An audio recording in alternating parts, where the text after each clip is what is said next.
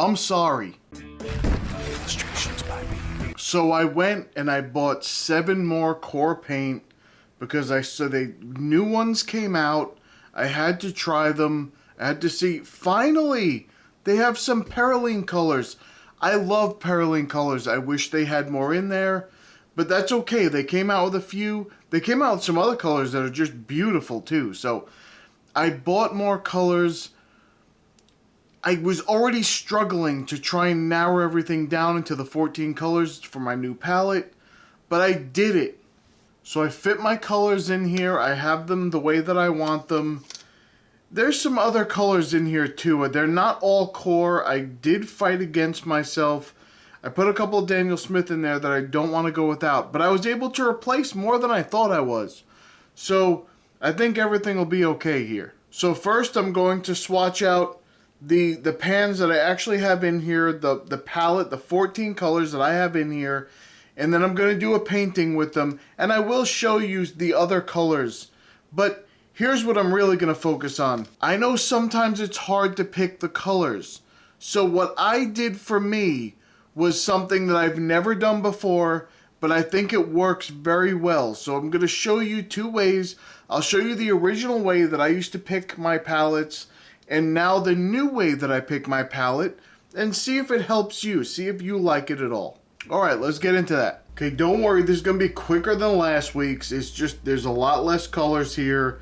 The last one was like 48 plus, this is only 14 plus a couple extra, so you don't have to worry about that. So the first one here, and we've already gone through these colors so many times in the past, but I'm just going through what I decided to pick for my palette.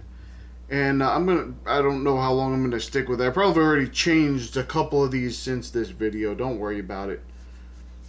So here's a Mars Yellow from Daniel Smith. Now, I really enjoy this color. This is one that I did not want to take off the palette. I didn't find another color that was similar to this. I'll show you some that could be further down the list here. They could be close, but they still have not... They're not exactly this color. So this is a yellow iron oxide. I didn't leave myself a lot of room here. Hold on here. I'm going to put some water down here. I did not leave myself a lot of room at all to put this down here. But I'm going to do it anyway. And it doesn't move. And see, this is what I was talking about. Some of these colors don't move. And that's okay. Don't worry about that. That doesn't mean anything about it. It moved a little bit, but not a lot. It doesn't mean anything. So... just so you understand what this is here, I put the brand name here. This is DS for Daniel Smith, or it'll say QoR for QoR. And then it'll be the transparency, the staining, and the granulation, and then the light fast. So this one is semi-opaque, it is non-staining and granulating, and it's a light fast one. And that's very interesting to me. It's very good for me. A granulating yellow is important. It's more of an earth yellow, but when you get this light, when you get this all watered down, and I'll show you some other pictures here in a second, not pictures, other swatches here in a little bit. We're going to go through when I start comparing them to other colors. And you see how it gets pretty light. So this is like a yellow ochre color. It's the Mars Yellow, which I prefer. But it's a yellow ochre color. It's the yellow iron oxide PY42, and it just works great. And a lot of times in skies, you put this down to kind of get a light, just kind of a light glow in the sky, because it does kind of glow a little bit. So it's actually very nice. Okay, this is the new Gambos. Now this color is one of my favorite colors out of any paint company. The reason that I like it is because you can get this orange up here, and then as you start to water it out just a little bit more, you get this very nice, brilliant yellow. And that's something that I really like about this color. There's no other colors that I've compared these to that do the exact same thing as much as this one. So again, this is from Daniel Smith.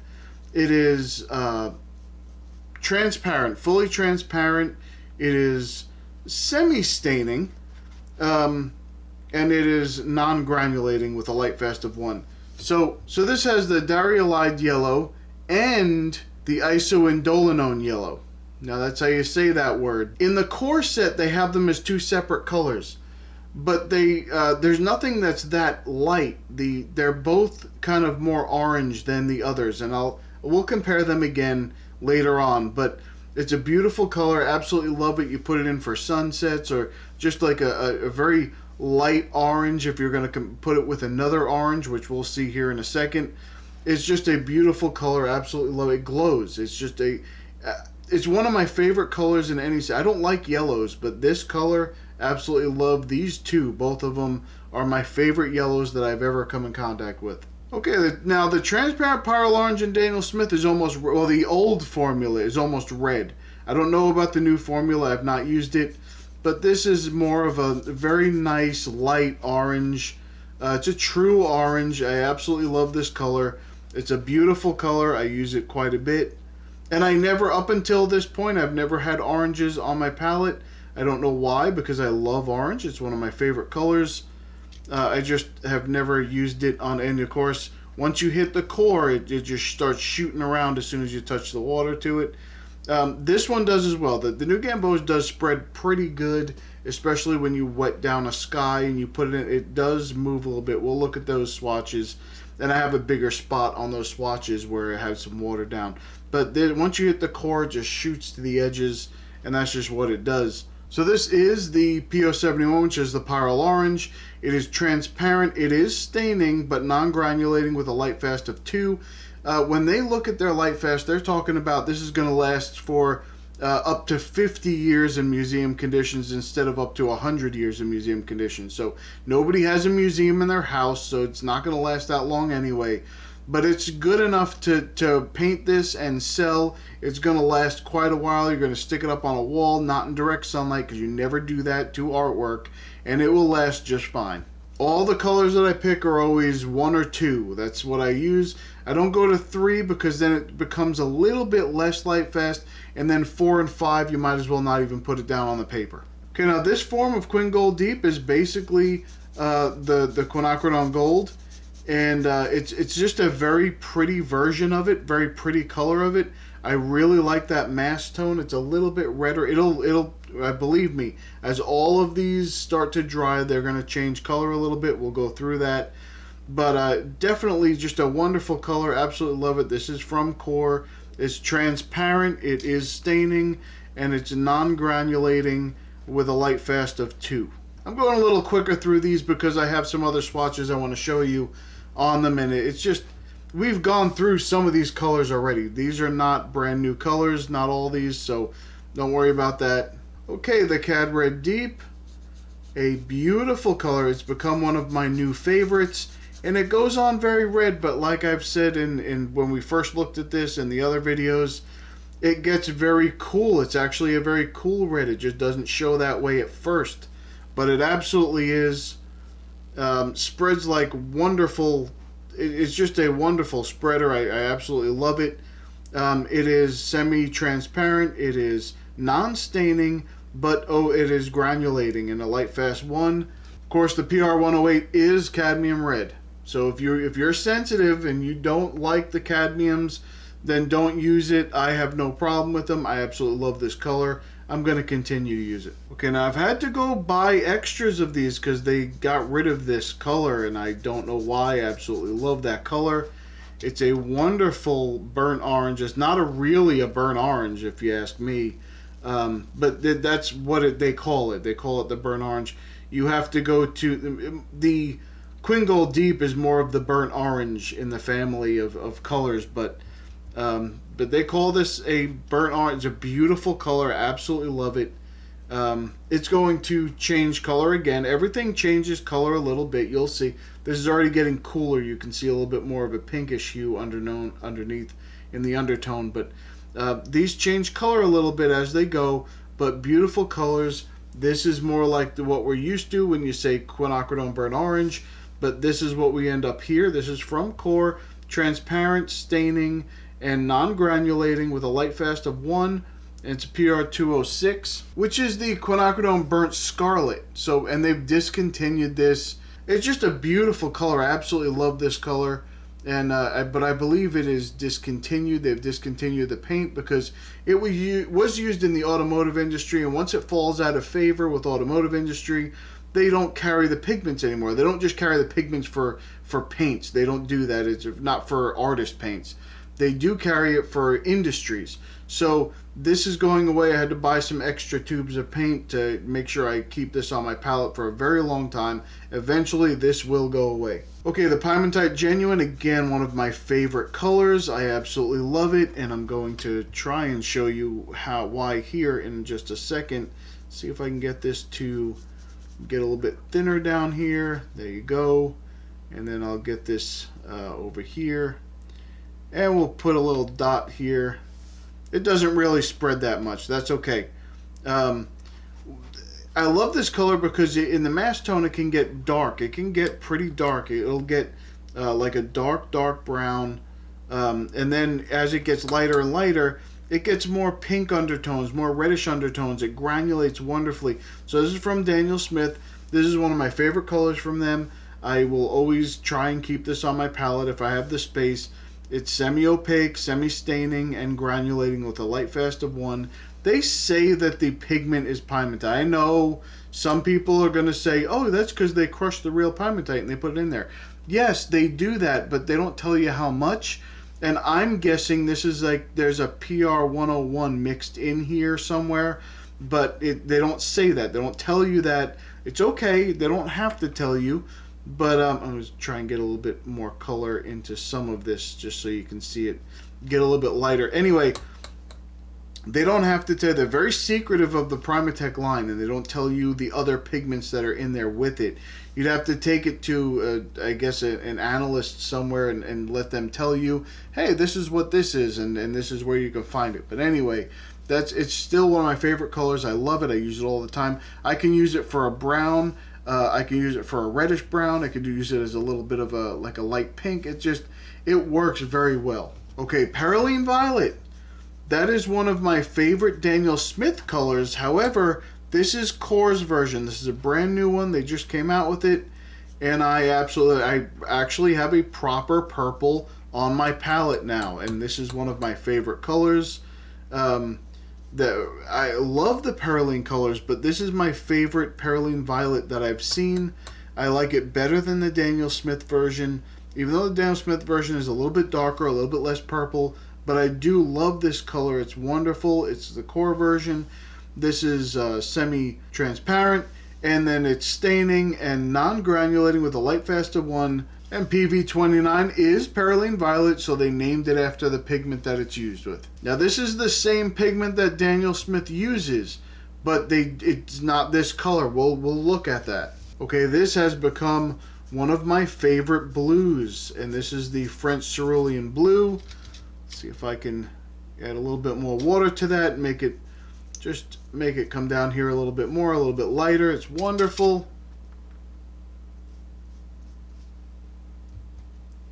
And it spreads just like all the other colors, which is what you want for a sky color. If you're going to put this in the sky, you want to have it wet. You put a little bit in, it spreads pretty quickly, and you can have some light spots and some darker spots. It's really what you want with the sky blue.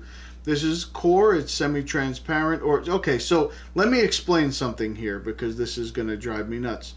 So if you look at this here, it says semi-opaque or semi-transparent, however you want to look at it. So when it's half colored in, it's semi-opaque, and this is semi-transparent. There's no difference in my book. Either it's transparent, semi-transparent, or opaque. There's no semi-opaque and semi-transparent. I looked at these on black lines. I'll show you when we go through the swatches. They're virtually identical with how they look on that black line. Don't worry about that. If anything, the indigo is more opaque because it's darker color and sometimes covers what's under it. So, but it is staining and it is granulating. It's a granulating blue, which is wonderful. It's a light fast of 1, and we have the cobalt chromite again. So it's going to be a little opaque, and because it has that chromite in it, and it's a cobalt color, which means it'll granulate. So absolutely wonderful. I love that color. And here we have an indigo color. Now, I want to say that I like this indigo. This is my favorite indigo color from any paint company. It's just a beautiful blue. It's a very stormy, moody blue. I absolutely love it. I like it more than the Daniel Smith. They use a different color. but they use different pigments. So, but I definitely like it better than their color, and it has become my dark blue on the palette. Okay, so it is the phthalo blue green shade. That does say PB15, not PBK. That's PB15-3. I know you can't see it very clearly. So that's the phthalo blue green shade. It is the lamp black, which is it's the non-animal harming black, technically, I guess. It's made from collecting the soot from burning petroleum, natural gas, that kind of stuff, and they collect the soot and they make the pigment that way. And of course, the quinacridone violet is PV19. It's semi-transparent or semi-opaque, however you want to look at it. Staining, it's granulating, and it has a light fast of 2. And I am confused because all three of these are very light fast. They're a light fast of 1, all three of these, and then they end up, when you combine them, being a light fast of 2. It's a little strange for me. I don't understand how they do that, but it's not for me to understand, I guess. It's just, don't worry about that. Okay, and we move on to Payne's Gray, and this Payne's Gray gets very dark very easily. It's just I don't know if it's highly pigmented. I mean, I know it is, but I don't know if that's why. I kind of have to move it back a little bit to get that gray. You got to water it down a little bit to get that actual gray color. The diluted color is very close to the Daniel Smith Payne's Blue Gray. That's the color that you see when you look at that color there. Semi-opaque, it's staining, non-granulating, light fast of 2. I don't understand. So you have all three of the same pigments. One is granulating, one is not. I don't understand that. It's the exact same pigments in both of these. Light fast 2 with both of them. So, and I understand you have more of one than you do the other, and maybe you grind it a little bit finer, and that's why it's non-granulating. I don't really see granulating in the indigo. I have to look at the other swatches that I have and see if I can see the granulation in there a little bit better. I know I kind of did this. I understand what I did here. And see, this is very staining, so I'm not going to lift this up at all. It's not going to come up at all. It's very staining on there. Okay, we have an olive green. Now, this is a new color. It's the olive green, and it has become one of my favorite colors of green that I've ever used. It's just a wonderful color. It gets very, very dark, mossy green, and just it even when you water it out, it keeps that darkness about it. It doesn't really lighten up too much. So it's semi-transparent, it is staining, and it is granulating. So now I have a granulating green, which is wonderful. I love granulating colors. So I'm going to put a little bit of water down here, see if it spreads, which it will, because all of the core watercolor spread. That is their synthetic ox gold. Oh, I've got it. Okay, so I screwed up. The Aquazol that they use for core, it is not the same thing as the synthetic ox gold. That is their binder. So instead of using gum arabic, they use Aquazol. The synthetic the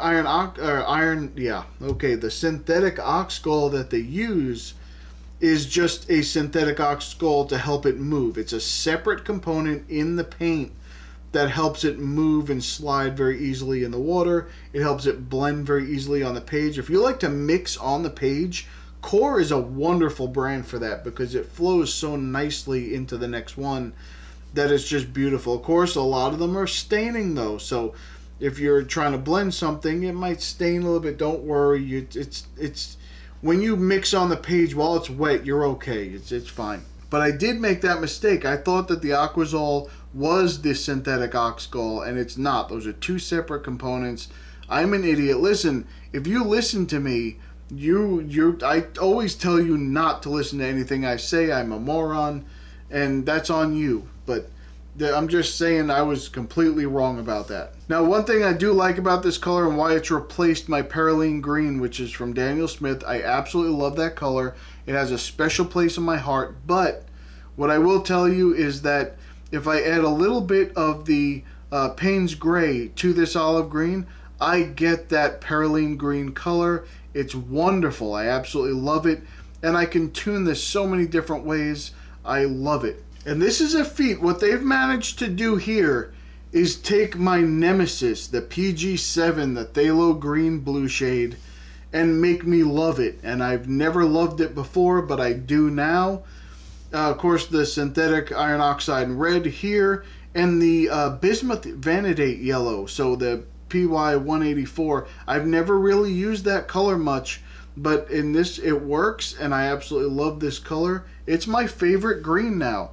And that's a phthalo blend. I don't know how they did it, but they made me like phthalo green just in this mix. I still hate the actual color, but in this mix it's okay. They probably just put a dot because of how staining and how overpowering it is and how strong it is. They put a little tiny dot and it just takes over the whole thing, but that's okay. I love the color. And we have another Daniel Smith color here. This is the environmentally friendly iron oxide, or brown iron oxide. It's a beautiful color. It granulates so wonderfully. I absolutely love it for that reason. It does spread a little bit, not too much, not too. I had a dirty brush there, so that brown in there is from some of that. But absolutely beautiful color. It is semi-transparent. It's semi-staining, or not staining at all. It's non-staining at all. It's granulating, wonderful granulation in here with a light fast of 1, and it is the iron oxide hydroxide brown. So it's just a little bit different than the other. It's synthetic, inorganic material. They actually make this from the black iron oxide, and then they do this controlled oxidation with it to get this brown color. But it's a beautiful color. It's a true brown. It really is. It's one of my favorite colors of brown, and I use it all the time. Now, Da Vinci uses this as their goethite brown, but it's a little bit different in color. But it's a nice color. I really enjoy it. Okay, here's a new color. Again, this is the brown umber. Now, this is not a raw umber. They have a raw umber. It looks just like the sepia, but this is the brown umber. So they've tuned this a little bit to be a little bit more brown, and it is. It's more of a reddish brown, so that it's probably burnt a little bit more. It's not their burnt umber. That's different too. So it looks different than all of them. But it's a new color that they have. It's a wonderful color.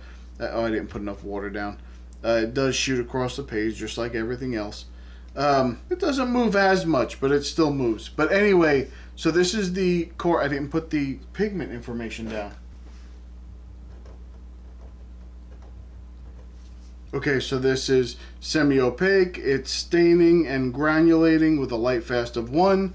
Of course, we have the PBR7, which is the brown iron oxide, and it's just it's a nice color. It's very a little bit more to the redder side than this brown. So I use them both. I use them differently, but I love the color. It's a new one, and I think it's wonderful. I think it's one of their best colors that they came out with as far as browns. They don't have like a true brown. This is the one that if you're gonna get a true brown from them, this is it. So okay, now for the other 4 colors that I picked up from them. Even though they're not in my palette, I just wanted to show you some extra colors that I bought. So this is a Naples Yellow Deep, and I thought this was going to be more like the Mars Yellow. It's not. It's a little bit too light for me. It's still a very nice color. It's better than their other Naples Yellow. That's for sure. I did not like their other Naples Yellow. It was too gold for me. And I'll show you that. We'll compare them. But this one here is again not bad. It's an okay color. It's if I was going to take away the Mars Yellow and the new Gamboge, I'd probably put this color on there because it can work as a light yellow as far as the new Gamboge side for the light part, and for the darker part it doesn't really do the Mars Yellow thing, but it gets pretty good. It's not terrible. It's almost ochre-like, but it's not. It's the chrome antimony titanate. So immediately you see titanate, you say, okay, that's going to, and chrome, that's opaque, but they say semi-opaque. And then they say semi-staining and non-granulating light fast to 1. So But it is a pretty color. It might end up on my palette at some point, in place of maybe the Mars yellow or something, but I'm not sure. I like that color still a little bit more than I like this, but I don't know. I may end up switching to this. Now this isoindolanon yellow, that's what it is, and that's the name of the pigment as well, and it was supposed to be more like the gamboge. That's what I wanted it to be. It can get close, but not 100%. So it can get very light. I may still swap this out. I don't know. The new gamboge is just so it holds a special place in my heart. I use it so much for so many different things, especially in landscapes or toning things. This is a little bit more orange. You'll see when I hold the swatches next to each other. But this gets a little bit orange and then gets light yellow. This gets very orange and then more. It's less yellow and more light orange than anything in that bottom part here. But it's okay. It still works. It's just not exactly what I was looking for in the new gamboge. That has a little bit more of a color differentiation between it.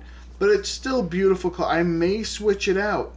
I'm not sure yet. I may do that.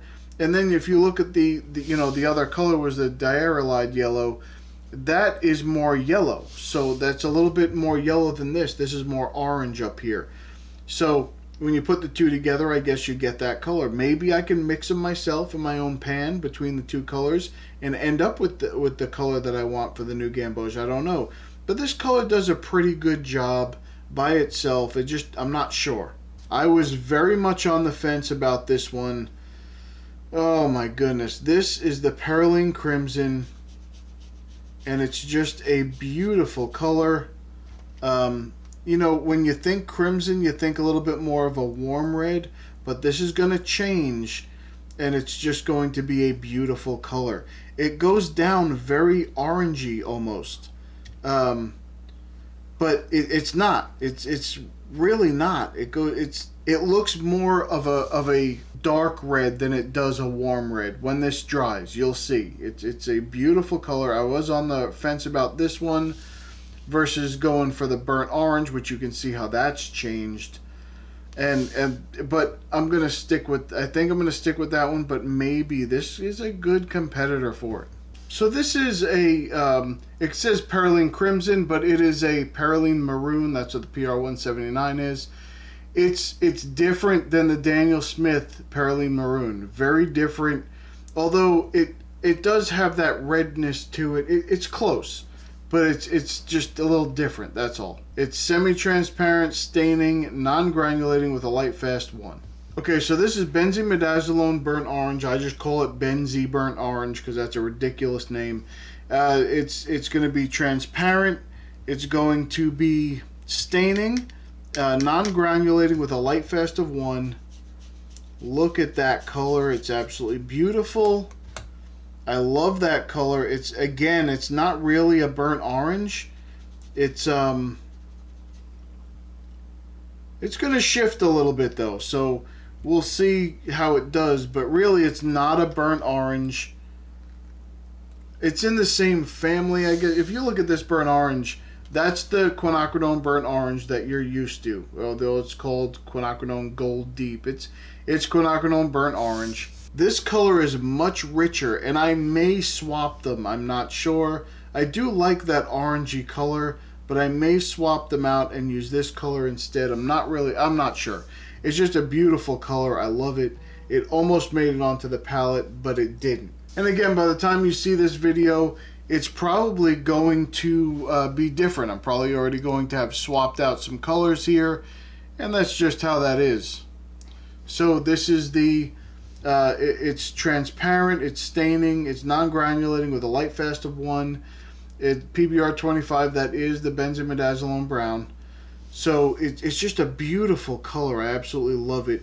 It's got that, it's a little bit more red than a quinacridone gold, but it's a beautiful color. I may have to put this on. The reason that I didn't is because I have this. If you look at the difference between the Quin Gold Deep and the Quin Burnt Orange, and then you picture those colors together, that's basically what you're getting here. That's what it looks like anyway to me. But we'll look at some swatches and take a look. Okay, so in the past, I've gone through and said, did the video with the 4 ways to pick your watercolor palette. I'll put that link somewhere. It's either up here or up here. I don't know where it pops up. But anyway, I'll put that link. It'll pop up here. You can click on that and go to that video at the end of this video. Please watch this video first before you click it. But anyway, when I went through that one, it was how to pick your watercolor palette. My favorite way to do it was this way. It was to say round ones, you pick your primaries, and you pick the ones that you love the most out of all. You put them all down on the page, and you pick them. And then you go to your second round was secondaries, and you pick all your secondaries that you absolutely love. And then you go to round 3, which is the earth colors, and you pick those. You go to your darks, is round 4. And then round 5, you pick the ones you can't live without. You pick whatever ones those are, and you put them in your palette as well. Well, that's a great way to do it, and I still like that way, but I have a new way that I do this. So now I have these binders that I use. And, of course, you can't really see very close. But anyway, in this first one, I put my cool yellows. It's hard. The colors, it's reflecting a little bit, but it comes off a little bit differently if you take this out and you look at it. So I can sit here and I've swatched out all the cool yellows that I have in the buff. I don't have many cool yellows because I don't really like them, but I have the name of the paint, and then I have the brand, the big swatch out, how it disperses, and then all the information down here of the pigment and whether it's transparent or staining or granulating, the light fast, all that stuff. And I go through this and I look at all of them in the page and I say, okay, which ones do I actually like from this page? Which do I even want a cool yellow? No. Okay, I'm going to do away with the cool yellow. I have a buff titanium. I don't use it very often, but I do like it. Then I go to my warmer yellows. I like warm yellows, so I'm going to look here and see what I'm going to pick. As I go through, I'm not going to go through this whole book with you. What I am going to do is pull out the ones that I put in here and compare them and show you what I came up with. Okay, now I just want to say that this golden yellow from, this is from Rosa Gallery, gets very close to this new Gamboge. It does get very close, but you can see this gets a little bit lighter. This stays more of just a duller orange, so this one was out. So I was a little wrong here. Now, these are both, I know this one says PY83 and this one says PY97. They're both diaryl yellow, but this one is diaryl yellow HR, whatever the hell that means. And this one here is the diaryl yellow FGL. So I have no idea what that means. It's probably just some processing differences here. But you can see that if you kind of mix these two together, see that nothing gets this lighter yellow though. So this is definitely a little bit lighter than this one. This one does get light, but it does not get to the yellow light that this one does. So even when it spreads out, you can see it's more orange in the fringes, where this you can see the yellow in the fringe, even though it's orange in the middle. So this is my favorite color. This is my pick. That's how I came to the conclusion. I made these little cards. So I took a little, this is a thick piece of cardboard from the back of a, this is back of a watercolor pad. It was the Fabriano Artistico watercolor pad and a block or whatever, and this has this thick piece of cardboard. So I just cut out this little thing here, and I just went here and I traced it out here on these little cards, and I figured out how big that I wanted based on my sleeve here. So I just measured the sleeve. I think it's a 2x3. Okay, so the cards are 3.5 by 2.5. That's the size of the cards, and I just cut this to that, put that on there, and now I have these little cards that I sit in a binder. And so if I want to put two colors right next to each other, I can do that now. I could never do that before. I would swatch it out on those big cards. I'd try and hold something next to something. It'd be like 3 away. No, now I put them directly next to each other. I can compare them, and I can see why I picked this color. This is my favorite warm yellow color that has ever been created in existence, and that's why I picked it. So that's how I decided to pick these. Okay, so I chose to include the Mars Yellow. This Naples Yellow Deep does get close. You can see it gets pretty close, but it's a little bit different. It's more opaque, which I'm fine with. I really don't care. But even though these say that this is kind of I guess, semi-opaque, and this one's semi-opaque. But this one is much more opaque. You can see it right there in the mass tone. But this one granulates. There's some granulation in here. It's just a little different. I don't know if you can see it on there, but yeah, I can see a lot of granulation right in here. So it's a wonderful color. This Naples Yellow Deep, or Naples Yellow, the standard one, it's too gold of a color for me. I do not like that color. It looks ugly to me. This is more what I think of when I think of a Naples Yellow, not this color. But maybe I'm wrong. This is just how I think of it. But this ended up being the color I went with because I like it more. I could swap these out, but I'm not going to. I just love this color. Now, just for reference, I do have the original formula for the Daniel Smith Quinacridone Gold. I don't use it a lot because it is the original formula and there's none of it left after I'm done with it. But it's a wonderful color. I like it. I enjoy it. It's a beautiful color. But I tend to stick with this. This goes a little bit more. It's just a little bit different color for me. I like this color better. The Nicolaus Yellow, it just looks dirty to me. I don't use that color. Again, I'd rather stick with this color here. Okay, I'm only going to show you two of these here. So I have the original formula for the Daniel Smith Transparent Pyrrole Orange. Look how red that is. That is a red orange if I've ever seen one. This is a little bit more of a true orange. I went with this one. I do have this. I do like it. I do use it. But this is the color I'm going to go with, and I like it a little bit more. I don't really like the warm reds, so this is on the border of a warm red. It's actually a very, very, very warm orange. But I like the regular true orange better. Okay, this is the true Quinacridone Gold. This has nothing to do with this color at all. It's a completely different animal. This is the PO49, the original formula. This is PO48s and a PR101, and they look all very similar. This is the Quin Gold Deep that I chose to use. This is the Daniel Smith Quin Burnt Orange. Very close, but I just went with the core because I was making a core palette. I could have swapped these out very easily. And this is the Transparent Brown Oxide, which is very similar as well. I believe this pigment is gone. It's no longer going to be used. It's discontinued. If you love this color and this color, or if you use the Daniel Smith version, because this is pretty new. No, this is old. If you use the Daniel Smith version, I would pick some up immediately because it will go away. But this Transparent Brown Oxide is very close. You can swap these out. It's a little bit darker in shade, but it's close. So I use this one for now. When this one's gone, when I'm done with it, I'll either go back to this one and use that up, or I'll just go to this one. Still absolutely wonderful. Similar, this granulates. So this one is closer to this one because they both granulate, even though one's a PR101, one's a PO48. But they're similar. They're okay. Okay, so I picked the Cad Red Deep, which has the granulation. It comes out to a very cool red, even though it's very dark still. This is the Cerulean Crimson that almost beat this one out. I just like that color. I like that shade a little bit more. But I will definitely use this at some point. And this is the Pyrrole Crimson from Daniel Smith. You can see it's very different. This used to be the red on my palette. Now this is. So if I put these two next to each other, you can see this gets very red. It definitely does. It does not granulate. It's a little staining, but it doesn't granulate. I wanted that granulating red, so I went this way. But I could have gone I could have gone with any of these. I'd be happy with any of them.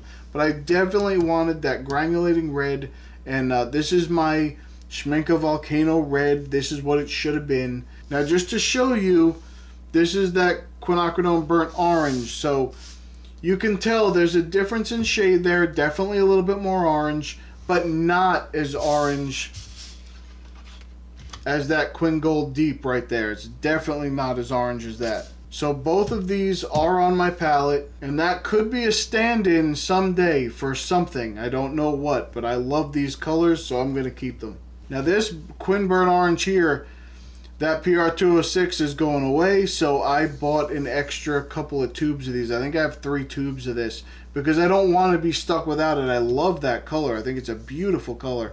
At some point in time, I may have to go this way once I run out of this, but I really hope that they come up with an alternative because I love that color. It's a beautiful color here. I love that color, so they're going to stick around for as long as I can. Now that Perylene Crimson is the same Perylene Maroon pigment as the Daniel Smith, but you see that they're very different. This looks a little bit smoother, and this looks a little bit more, just a lot darker. This gets a lot darker. When you first put it on a page, it's bright red, bright red, and then it dulls out to this very deep red, which I love. But I do like this one as well. I think I like this one a little bit more, but right now you can't ask me the question because I'm partial to QoR and I know that. Even though I've used Daniel Smith for a very long time, I'm very excited about the QoR line. So I've been very amped up about it, thinking about it all the time. Okay, I'm going to use these. But if push comes to shove, either of these, you can swap them out probably and it would be fine. Okay, so this was the competition here. PR101s. I know that there's PR101 in here. It's Pimentite is what they call it. Let me correct myself. I don't know. I'm guessing there's a PR101 in here. So I love this color, but I wanted a granulating color. So this QoR color is out. It was between the Indian Red and the Pimentite Genuine, and I just happened to like the Pimentite Genuine just a little bit more. The granulation in here is absolutely beautiful and always present. It doesn't matter how thick you put it down or how light you put it down. You can see granulation through the whole thing, even down in this little area over here. I absolutely love it. This one stays on my palette. Okay, here you have the 2 Perylene Violets I was going to show you. So, I don't know. I like this color a little bit more. This color used to be on my palette all the time. I never took it off until I got this color. It's a little bit more to the purple side. You can see here, if you put these a little bit closer on this end here, it's just a little bit more purple, and I absolutely love it. This is going to stay on my palette for a while. I think it's a wonderful color. It spreads like I like it to. I don't remember if you saw the last video. I put a little streak through. There was some browns and some earthy colors, and I put a streak of this purple, and it just spread. It like shot out like a flower. Beautiful. I love when it does it. So because of that, and because I like the color more, this is the color I'm going with. Okay, so this is my light sky blue that I used to always keep on my palette. I have replaced it with this one because I think it's absolutely beautiful. Now you can see I put a little bit of extra water in the edge and it kind of back ran a little bit. But anyway, that doesn't matter. The point is, I love this color. I think it's a beautiful color. It does granulate. It's wonderful. It spreads wonderfully through the water. This one does not. It kind of just sits there, which is fine. But for my for my sky colors, I really like when they just spread kind of through the sky. You get a couple little, it almost looks like a sky right there. And I absolutely love that. So I do really like this mass tone color here. I love this color all throughout. I've used it for a very long time. But it's same pigment. But I'm going to go with this one for a while and see how I like it. I love this color. I think it's a beautiful color. This one I used for a little while. Very low tinting strength. Anytime you put this down, you almost can't see it, and you have to wait for it to get darker to see how much is there. And that's the one thing I don't like about it. Other than that, I think this is a beautiful color as well. Okay, so these used to be my dark blues. This is what I used to use.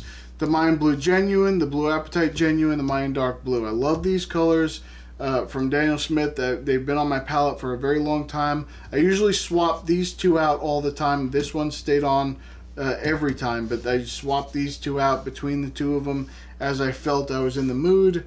And then all of a sudden, this color comes along.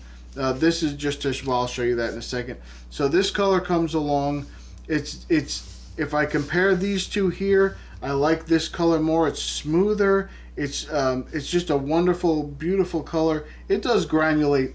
I don't know if you can see that. It's very hard to see because I didn't use as much water, but it's not it's granulating right in here, and you can see it some out here. It might be too bright in the film, but you can't see it. Film. This isn't a film.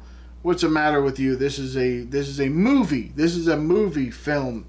You eating popcorn while you're watching this and trying to hold, not going to the bathroom so you can finish watching it. That's how it works.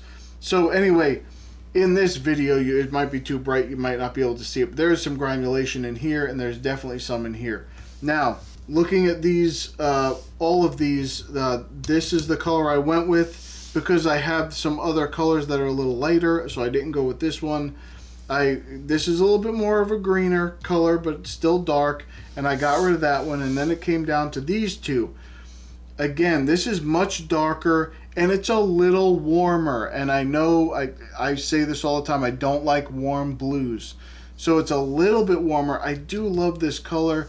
It's a little bit warmer though, so I'm going with this one. This is my dark blue on the palette. And if you compare this one to the Daniel Smith Indigo, look at the difference. So for this one, they used the Indanthrone blue, and that's what makes it a little bit warmer. That's a warmer color. That's just how it is. It's a warmer color. This one, they used the Phthalo blue, and they use a little bit of the quinacridone violet. But I love this color. I think it's a lot smoother. It's a lot nicer compared to this one. This does get very dark. Black. It gets very black all the way through here. This gets dark, but I love this color. I'm going to use that one. Okay, I'm going to put my 4 favorite greens up here. This is the one that I went with, but this has always been on my palette for a very long time. It does get a little bit more, it looks almost like there's a viridian in here, even though they say, no, this is just jadeite. No, it's not. There's no way you crushed up enough jade. You see how light the jade is? There's no way you crushed up enough jade to get this color here. There's no way. There's other pigments in here. You're not just not saying what it is, but it's a beautifully granulating pigment. It has so much granulation in here. It's beautiful, and it is more like a viridian shade. But I did take this off. I said, okay, I'm going to just remove this because this one was my favorite for a very long time. So I took this one off and I left this one. Compared to my favorite sap green of all time, original formula Daniel Smith sap green. It's a beautiful color. I do like it. When I put it next to this one, I just like this one more. I know the color looks a little bit darker, and that's what I like about it. So I took this one off, and then it came down to these two. I love that color, but I can get that color with this color if I just add a little bit of the Payne's Gray into it. So I can't, it's harder to go to this color from here than it is to go from this color to here. So I decided to stick with this, and it's quickly becoming my favorite green color that I've ever used. It's easy to mix with. I know there's a lot of pigments here, but it has that damn color. Don't worry about that. It's just, I love this color, and I think that I can go pretty far with it. So I'm going to keep this one for now. It's the only green I have on my palette, and I love it. Okay, so this is a true raw umber. You can tell, you put it next to the sepia. It's very close. It's a little different, a little bit more green in it, because this has some black in it, but it's the same pigments. This just has black in it, and so it looks a little bit darker there. But you look at these two here and you understand, hey, I get this. I understand this is raw umber, this is sepia. These are very close. You then take the umber and you burn it, and it turns a little bit more red. That's what happens. That's a normal thing. Now I'm going to introduce the ones that I really like. So these are the two that I really like. Now you can see that this brown umber here does not look like this umber here. So they must have burned it a little bit, but not enough to get this red. It's more of a brown color. It's a brown umber. It's a true brown. And then you look at the EF brown iron oxide. It's a little bit more red than this one. So it's burnt a little bit more. And if you look at it, the granulation on this is the most beautiful thing I've ever seen. This was going to stay on my palette. I just know it is. There's granulation, a lot of granulation right in here as well. But and it's going to stay on my palette, but it's more of a true brown. This has a little bit of a lighter color undertone, and then you see all the this is breathtaking. When you put this down, you can coat a whole page with this, and I would just stare at that all day. It's a beautiful color. So these two are definitely staying on my palette. All right, let's look at some options here. So I had this on my palette for a very long time. Beautiful granulation in here. It's just that when you mix this sometimes into other colors, it just makes it look dirty. It doesn't make it look like it's oh, the color's granulating. No, it just makes it look a little dirty. But it's a beautiful color. I really like this gray. If you're doing studies in grayscale or whatever, this is a great color to use because of the granulation. It just adds an extra dimension to it, and it looks wonderful. A lot of people like the neutral tint. It leans a little bit purple. It's a little bit violet, and that's because there's a violet and a red and the black. So it leans a little bit more violet, and I get it. It's a pretty color. I just don't use it as much. So looking at these two, this is the Daniel Smith version. This is the QoR version. The QoR version gets almost black. It does get, if you look at these two like that, you're saying, okay, yeah, they get black. So that's virtually black. This one gets dark too. I just didn't concentrate it as much. It gets almost black. It's pretty close. If you've ever seen me do those paintings where I put a full wash background in and then I put these dark lines in, sometimes I use ink and sometimes I use Payne's Blue Gray, because if I'm going to use gouache, it adds a little bit of color when you lighten it up a little bit. But anyway, this is also a little bit more of a warmer color, which I didn't realize until I put this next to it. That's because it uses that and then thrown blue. This one does not. So that's really the difference between them. And I like this color. I'm going to keep this on my palette. I'm going to use this all the time. So if you have any questions about that, please let me know. If you have any questions about anything I've shown you here, let me know. Just see, maybe I did something wrong. I don't know. I usually do. Someone usually yells at me about something. And let's get into the painting now. So I realized I've already done a video with this new palette, but I wasn't sure if I was going to keep all these colors on here. So I wanted to just do another one. And I ended up, I think most of them are the same. I don't think I changed any. I'm not really sure. I don't remember what I used on the other one. But anyway, here's the point. The point is I should have probably done something a little different from my first video with this palette for this one, because when you put all those lines and all those contour lines, it kind of makes it kind of dulls down the color a little bit more. I should have done like I did with the other, when I reviewed those Paul Rubens paints. I should have, if that has happened yet, I don't remember if it has yet, but anyway, if it has, when I did that video, and if not, you'll see that video coming up here soon.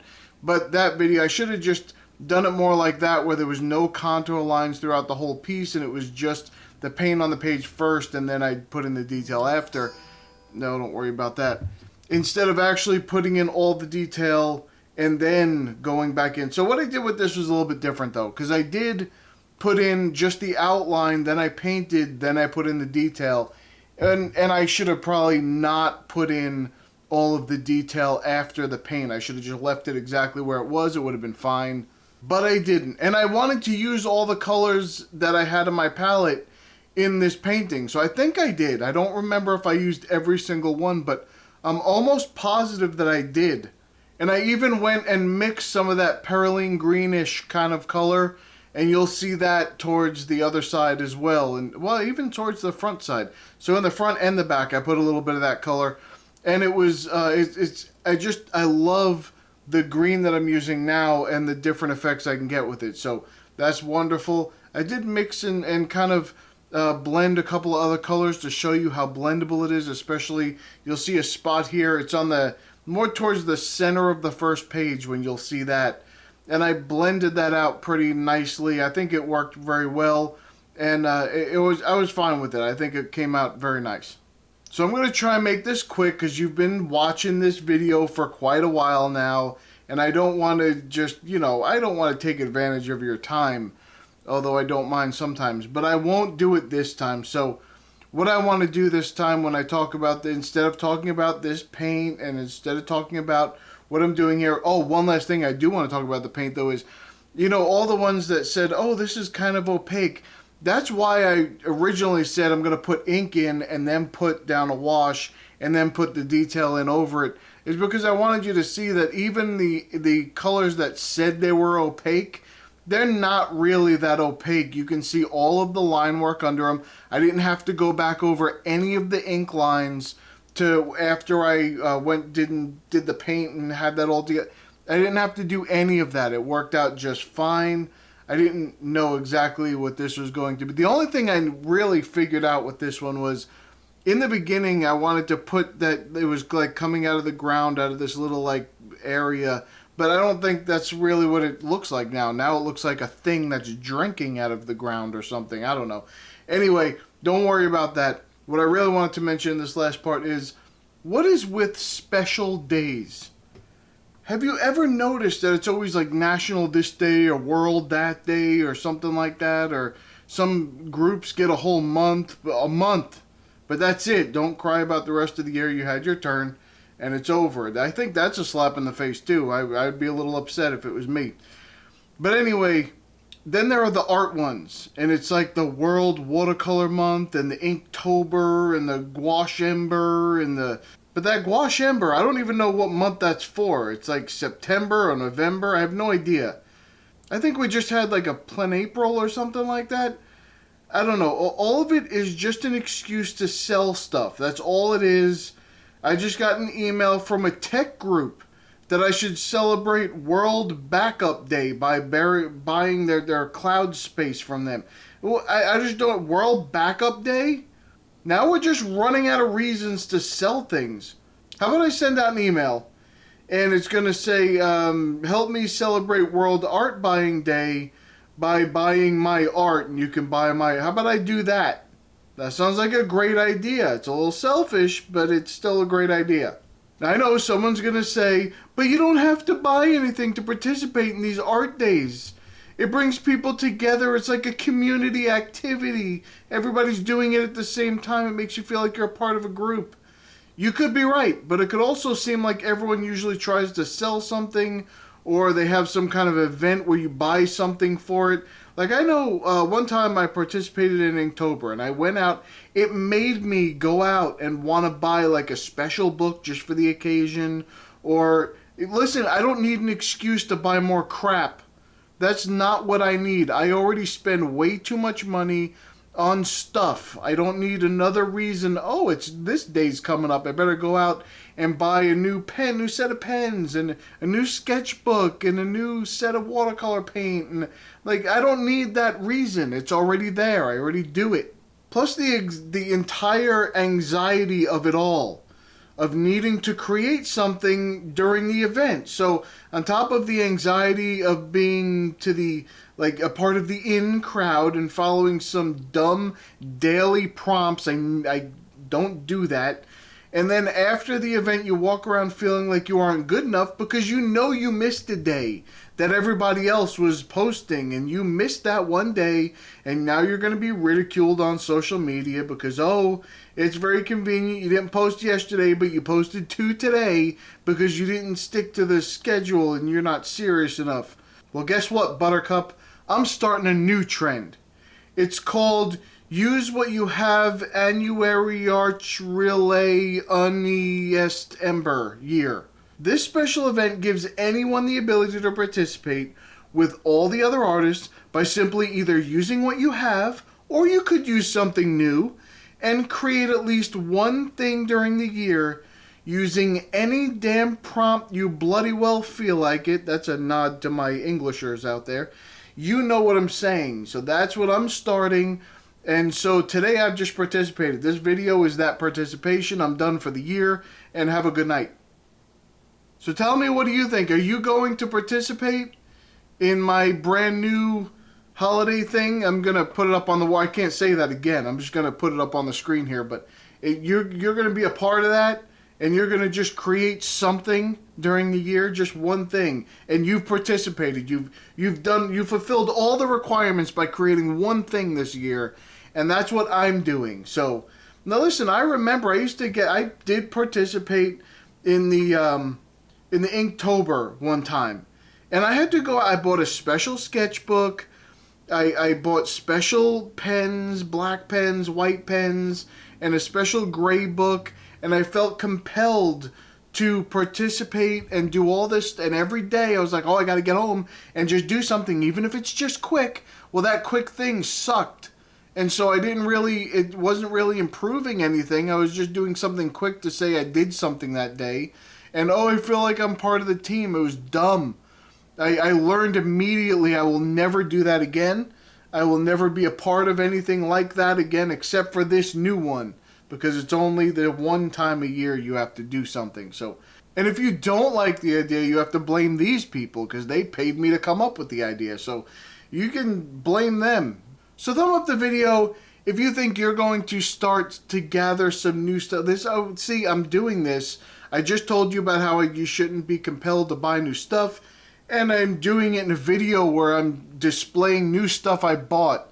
Because I'm a moron. That's just how that goes. I contradict myself. I am a hypocrite to the utmost extent. And everybody just has to deal with that, or you can just move on. That's just how it is. Alright. If you would like to join our community, go to illustrationsbypete.com. You can come in, you can put your own artwork on the site and promote it. You can find some inspiration in the free reference photos. You can just use them however you want in your artwork. You do not need to credit me. Or you can come into the forums and talk to some people and maybe give some advice and maybe find a little bit of information that helps you. So come check us out. Alright, that's about it for me. I'm going to go. I'll see you in the next one.